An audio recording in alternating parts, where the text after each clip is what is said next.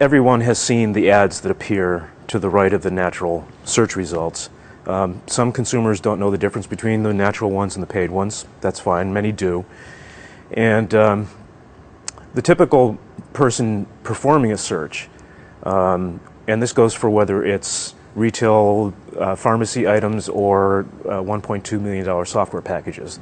They start doing their search by generally by typing in a general term, a wide term.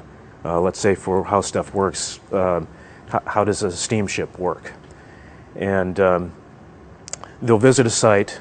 Normally at the research phase, they'll click on the natural listings, but as they get more and more particular about what they're looking for, they more and more click on the advertisements.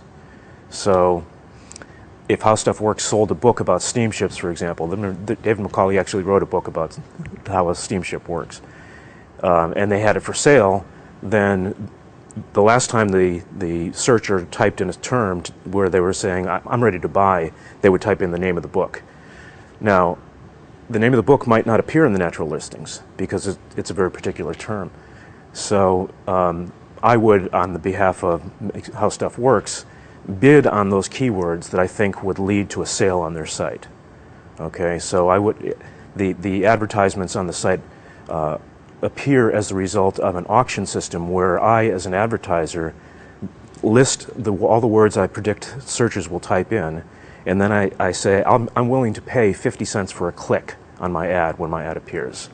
Okay, so it's really pay-per-click advertising is really a combination of an art and a science. The science is we can, with some certainty, derive the works, imagine the words that will produce the clicks, and that's a little bit of a science, but also an art, because you have to know what kinds of words people really type into the search box, which is pretty bizarre in some cases. Then the art part goes further when you write the ad, because the ads that appear have to be compelling enough and related enough to the search term that the person performing the search says, right, they know what I want, they have it on offer, I'll click here and I'll go to their site and I'll buy it. Okay, so the artistic part is just as artistic as magazine advertising writing. You know, you've got to make sure that you're meeting a need or a desire, and there's a clear call to action that produces the desired action, in this case buying something.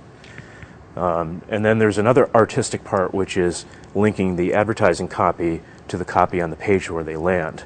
Because if these three things don't relate very well, that's the keywords, the ad that comes up, and the content of the page where they land on the website, then chances are the sale will not be made.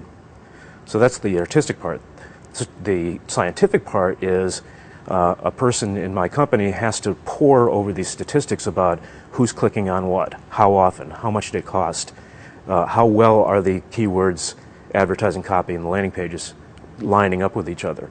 And the good news is we have great tools to measure all this stuff from Google, from Microsoft, from Yahoo, and from other third parties. The bad news is it produces a literally limitless amount of data that you can examine and should.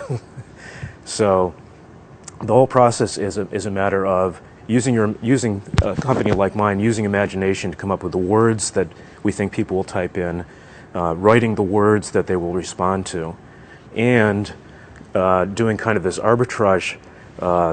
You know, it's almost like day trading, where you're constantly looking at the data of what's actually happening and making adjustments in the bid price, in the words that you're bidding on, in the words that you're using to describe the product.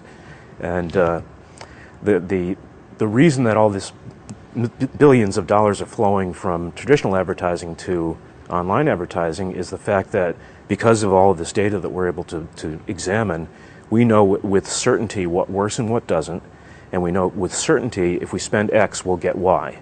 We can calculate our ROI down to the penny. Okay, so if the advertiser says, I only want to pay $500 or $5,000 a day on advertising, we can, once the campaign has gotten started, tell them with certainty what the return on that investment will be. And that just doesn't occur in any other kind of advertising. It's a crapshoot in every other kind of advertising. You buy eyeballs in a magazine ad, and unless you have very sophisticated tracking, you have no idea what the return on the investment in that ad is.